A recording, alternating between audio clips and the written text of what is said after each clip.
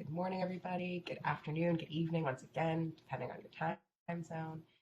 Thank you for joining us for our inFlow quantity breakdown and units of measure webinar. Perfect to see you in there, Kiri. My name is Adriana. I am the manager of both our customer success and customer support departments here at inFlow. I think this is my fourth webinar. You guys probably haven't seen me too often. Last one I was in was Cart Rover / extensive. Or no, did I do another one since? I might have been a moderator for one recently, but if anybody in the chat remembers, that's awesome, because I don't. But I'll pass it over to Kiri to introduce himself here too. Yeah, thanks, Adriana. I am a customer success manager here at inFlow. Some of you may know me. I may have hosted a session for you in the past or currently in the process. If you've just signed up as well, I probably initiated some of your onboarding, but glad to see everyone here, face to connect to. I'm also trying to remember, Adriana, were you not in QuickBooks? Because I did get somebody who did reach out to me and said the woman who was hosting that was extremely knowledgeable, and I'm pretty sure it was you. Oh, stop it. Don't make this about me. QuickBooks is awesome, Love that app. Great app. But yes, I was in QuickBooks. I did do that one.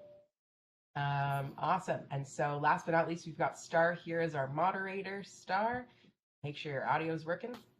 Yes, it's working. Hi, everybody. I can even see some names. Courtney, I see you. I see some of my clients in here. I've been trying to sell this webinar since I've been volunteered to moderate today. I'm a CSM here at inFlow as well, and I'm seeing some names here that I know. So glad to see everybody here. Let's get ready to learn. Yeah, I'm trying to hype it up. Yeah, let's hype it up. Ooh. Let's hype it up. Let's get ready to learn. Throw your questions in the chat and I shall answer. Yes, definitely. Apologies in advance if we do have any technical difficulties. Hopefully I didn't jinx it just now, but we shall see. So I'm going to go ahead and share our slides.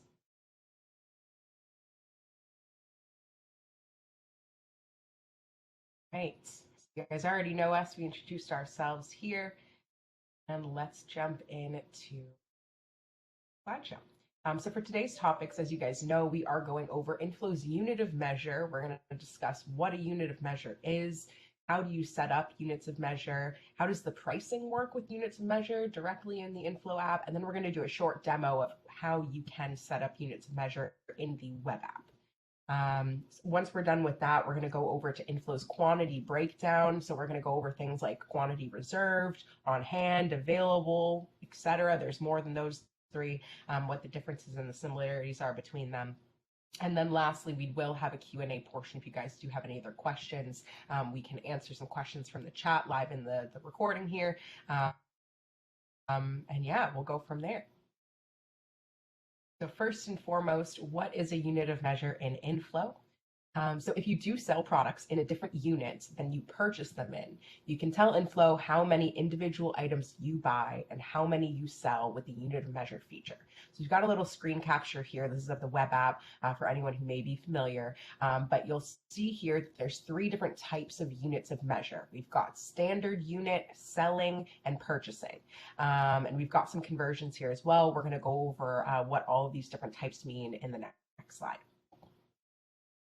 So the standard unit of measure, this is the unit that you stock in. So if you think of your warehouse, it's the unit that you track how many of each product you have. So if you're, say, tracking cans of Coke, you could have your standard unit of measure be in cans or each, if that is how you stock that product, if you count them by each individual unit. On the flip side, if you stock your products by cases, you can mark it as your standard unit of measure as a case. And again, we'll go over all these examples in the demo and things like that. But this, again, the standard is the unit that you stock your products in. The selling unit of measure, this is the unit that you sell in. Pretty self-explanatory. So, if you are selling your cans of Coke by the can, then you can have your selling unit of measure be per can or each, or whatever really you'd like to call it. And lastly, purchasing, this is the unit you purchase from your vendor. So if you we'll use that same can example. If you purchase cans of Coke by the case, and let's just say there's 24 in a case, then you would set your purchasing UOM as case, and you can have a conversion be, one case equals 24 cans.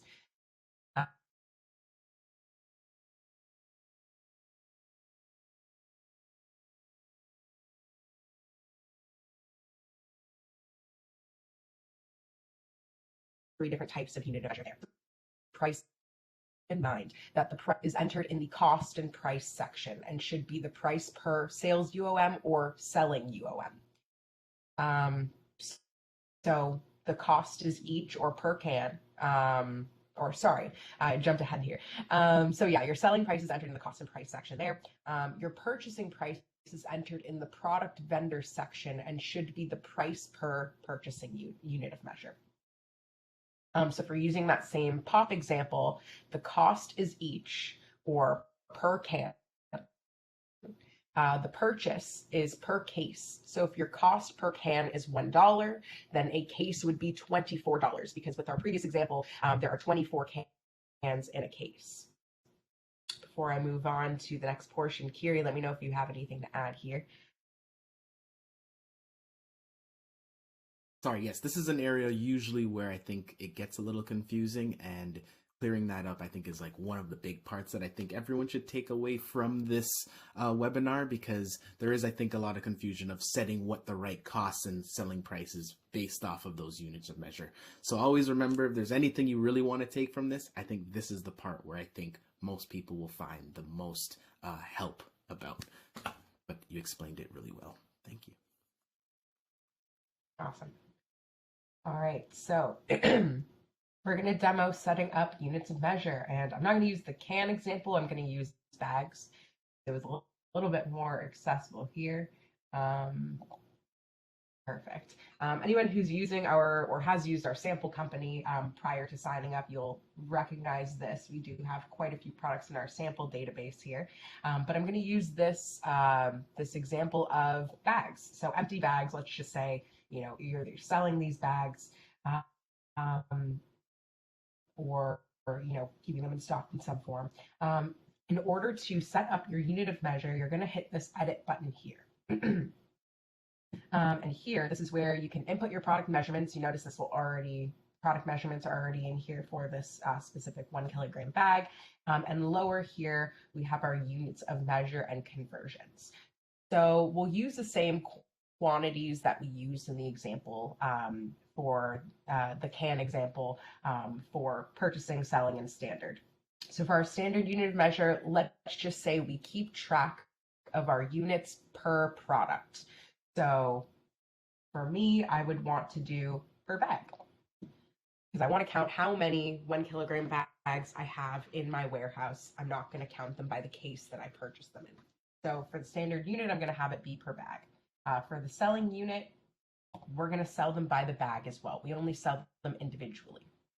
But for purchasing, we're going to sell them by the case. And this is where our conversion is going to come in, because we need to calculate how many bags are in a case. And this is the secondary type of unit of measure here. So 1 case will equal, in this example, 24 bags. And that's where you update it. You'll see your unit of measure conversions here. And that's, exactly what we were talking about in our example here. So again, if you ever need to edit it, you can always go here and edit whatever the conversions you would like it to be are, or whatever the units of measure you'd like it to be are. So you'll notice we have quite a few different options in our sample database, but you can add new options in your settings as well.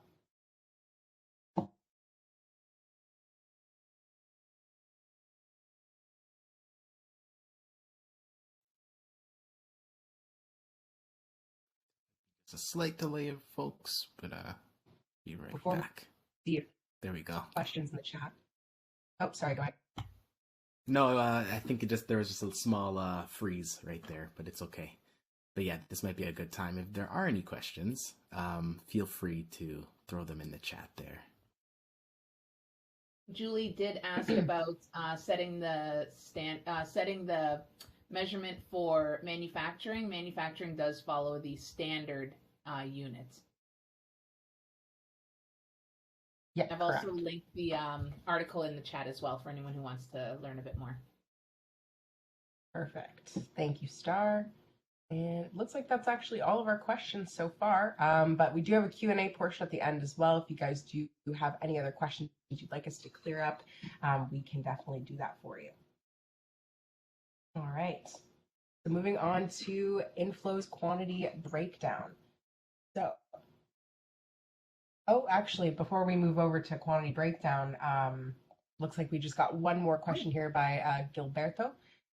So how is the standard unit different than selling and purchasing? So the difference between the standard unit here and the selling and purchasing is the standard unit is the unit that you keep your stock in. So if we go back to that example that I expressed earlier on in the chat or earlier on in the demo, let's just say you have a warehouse and you track your quantity by bag. You want to know how many of each individual bag that you have in your warehouse. That's the unit of measure that you would set as your standard unit of measure. So if we're using this example, we would set it as bag, again, because we track the quantity per bag. For selling, this is the type of unit that you sell in. So if you sell bags individually to your customers, you would set it as bag.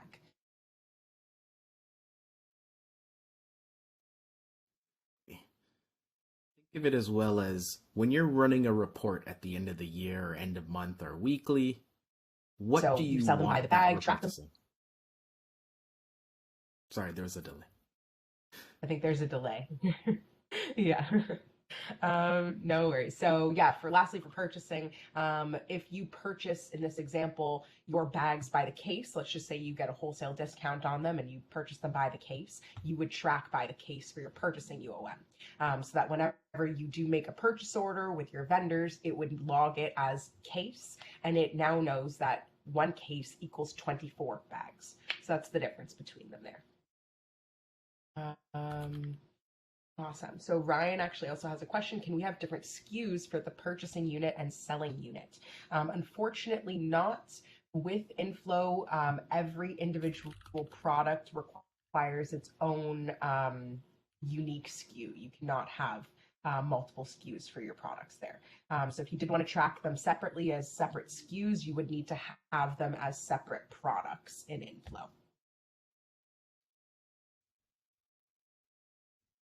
All right, I think we are good to move on. Again, lastly, I keep getting distracted by the chat here. What about different barcodes for each unit of measure? I believe we recently made a change, and Kiri Star, correct me if I'm wrong, I believe each individual product also requires its own individual barcode now with our recent barcoding release. As far as I remember, that should be how it is also working. Right. I'm just grabbing the article so I can find it. Awesome. Let me double check here in our account settings.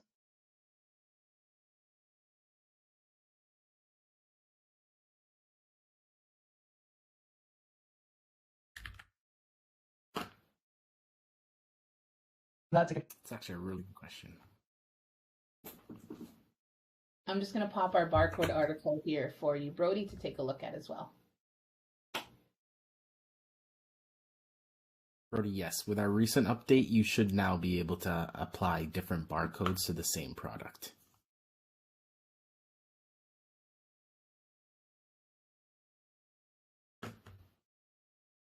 Okay. Maybe, you know what? I'll leave this one for, Star had sent the article, but if somebody could put in the chat and confirm, can have multiple barcodes for each product, just can't have two products with the same barcode. Yes. Okay.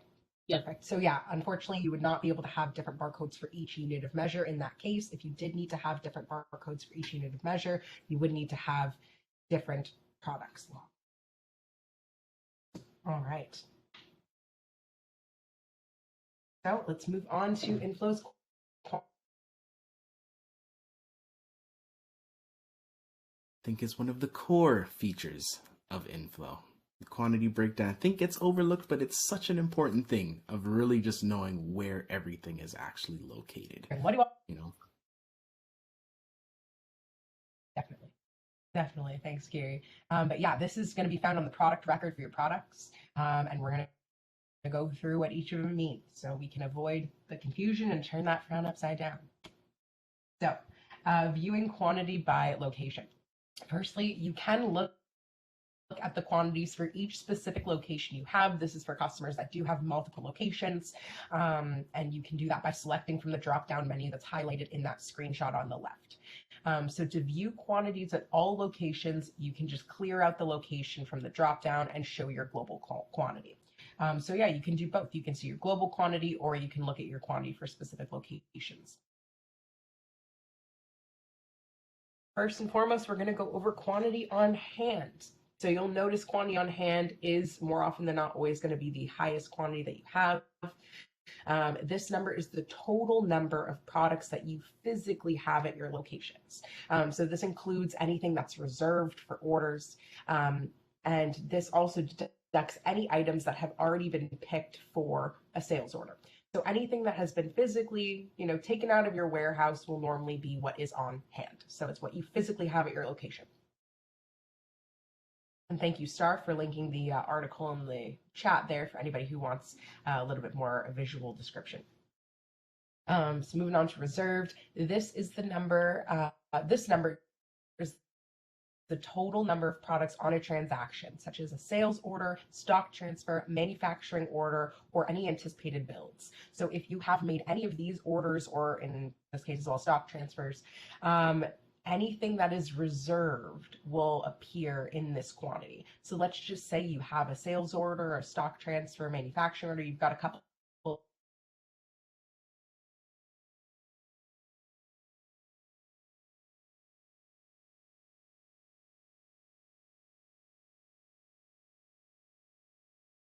Yeah, it looks like Adriana's having some technical issues. Maybe turn off your camera, Adriana. That might keep it more steady, which is why mine's off, because I don't want to.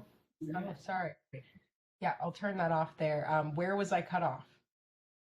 You just start the reserve part again, I would say. You were saying what is included in their stock transfers, things like that. Oh, okay. So I guess I'll start from the top. So this is the total number of products on a transaction, such as a sales order, a stock transfer, a manufacturing order, or an anticipated build. So it's whatever you have reserved for any open orders. So let's just say, you've got a sales order with 10 quantity reserve, or 10 quantity. You've got a stock transfer with 3 quantity, and you've got a manufacturing order with another 10. All of that will total up to 23 in this example. Any open orders that have picked products on there. How's my internet quality doing? A little bit better without the camera? I think so. Yeah, I think it's being a little bit more consistent. Awesome. Okay. Perfect. Thanks, Julie. Okay, next up, we've got quantity available. So this number is how many products you'll have left if you fulfill all your open sales, manufacture orders, stock transfers, things like that. This is also the quantity that is shown in our showroom and pushed to other integrations such as Shopify. So essentially, the calculation here is your quantity available is your quantity on hand minus your quantity reserved. So it's the amount of quantity that you have if you were to fulfill everything that is open. So like our last example, any open sales orders, any open manufacture orders, any open stock transfers, it will deduct from that so that you can see how many you actually have available to sell to your customers. And again, it is worth noting that this is the quantity that's shown for any of you customers that are using our Showroom Pro, or Shopify, WooCommerce, any of our e-commerce integrations are overextensive, because we never want you guys to oversell and sell anything that you actually have reserved. So if we do some quick math here, 250 minus 23 is 227 in the quantity breakdown. So that is how that calculation works. Next up, we have picked. So this number is the total number of products that have been picked for sales, manufacture orders, or are awaiting shipment or builds. So without going into too much detail, because again, this is a self-explanatory one, this is the amount that you've actually picked for anything on those sales orders, SOs, MOs, and things like that.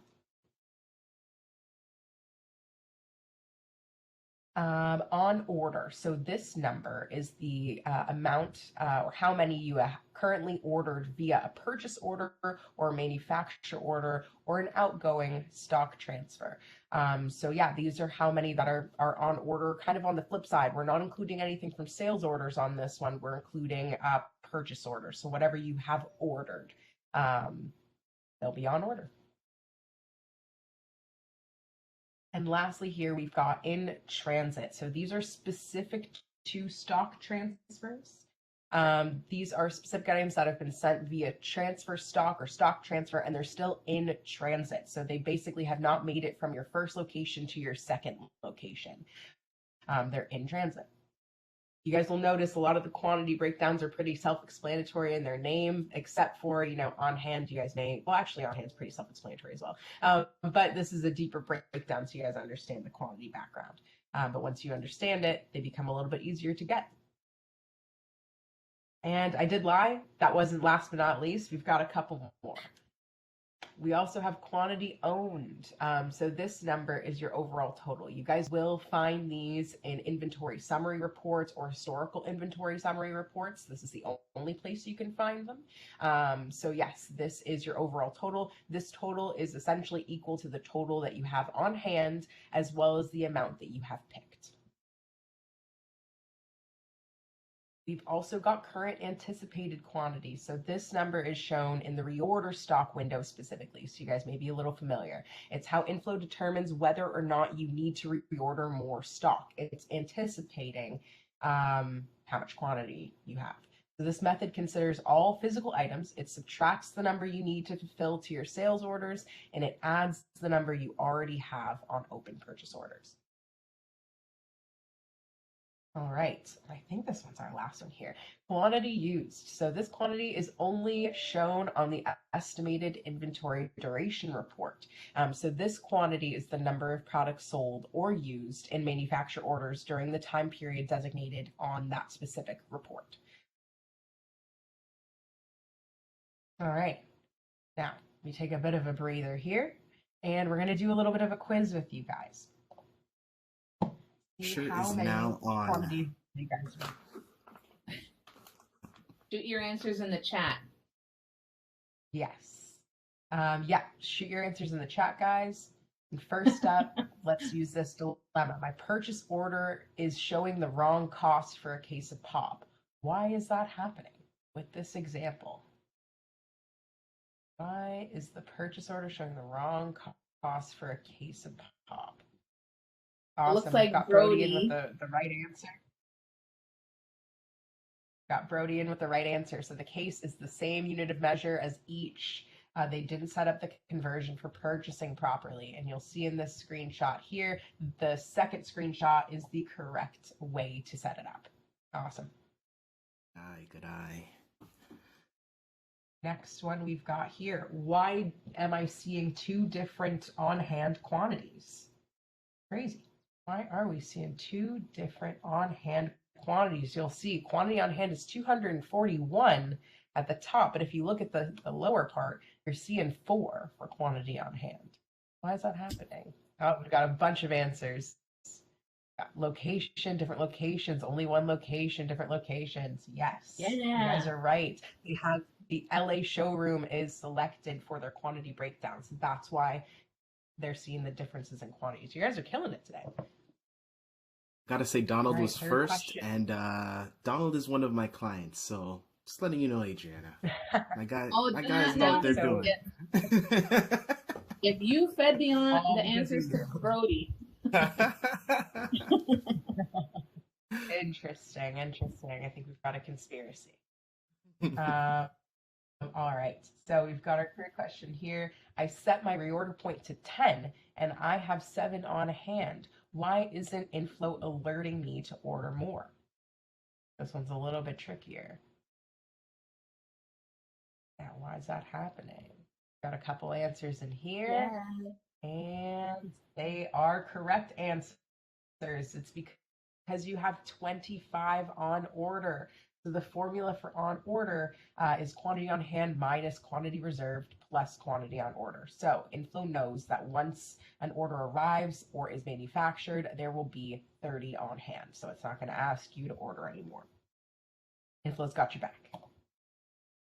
So fourth question here.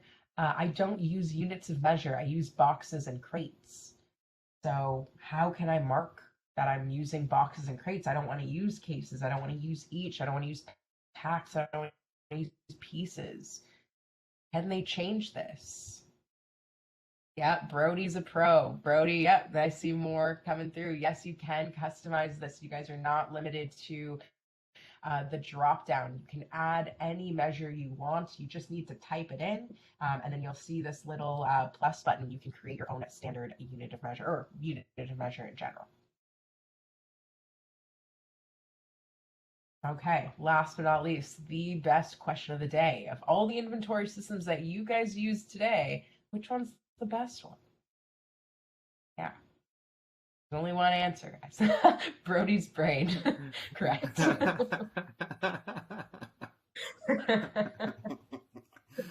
that's awesome. Great answer. All right. What we got here? Yeah, you guys got it right. It's inFlow. It's inFlow. Thank you so much, guys. Although Brody's answer is also acceptable. Brody's answer is also acceptable. Awesome. Okay. So thank you everybody for listening. We do now have our Q&A portion. So if there's anything I may have missed, anything Kiri Star can help answer as well, now is the time to throw your messages in the channel or in the chat here.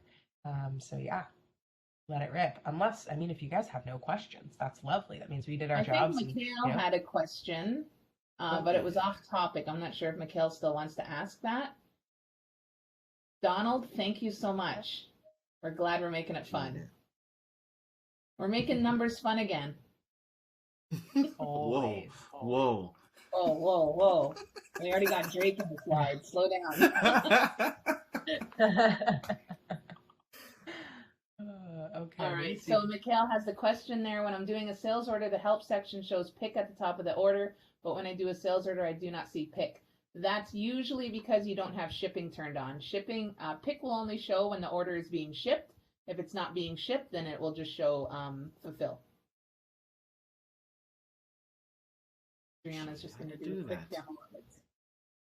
Yeah, if you so you'll see here it says fulfill. There's no shipping on. You're right. There's no pick. Sorry, go ahead. And ta-da! There's the pick. Fill button just gets split as soon as that shipping button gets turned on. Yeah. Gilberto has a suggestion. It would be awesome when exporting reports to separate U of M from quantity amounts. Same as price cost.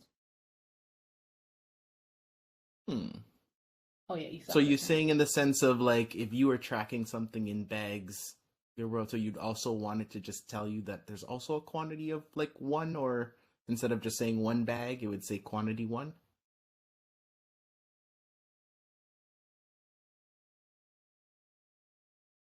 Guessing he's furiously typing right now. Maybe. Or I'm guessing maybe in the sense of if you had cases, and then if I had one case, but it's technically 24 each, you would want to see the 24 each on there instead of just the one case. Yeah, reports will only show the standard unit of measure. Right. All right.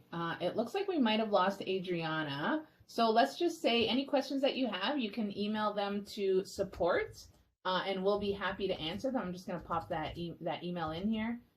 Tori.com. Oh, sorry. When exporting CSV, it would be number in its own column, and you'll have a separate column.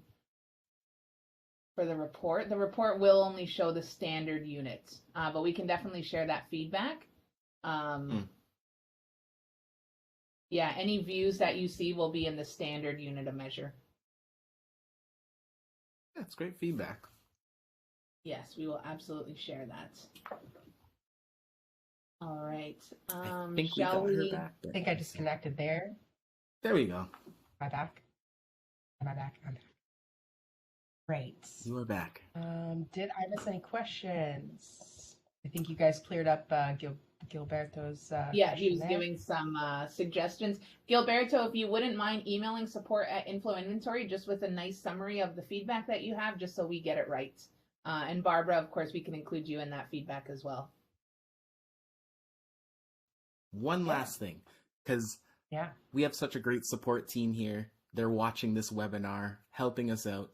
A suggestion that Justin actually from our support team said was, if you do want to split that unit of measure and the quantity into two separate columns, just remember you can actually export those reports into CSV format, and you could take essentially the number of the quantity in terms of what that UOM is and put it in its own column, and then just have another column that actually states what the unit of measure is. So you do actually have the ability of kind of showing the quantity compared to the unit of measure, if that also helps.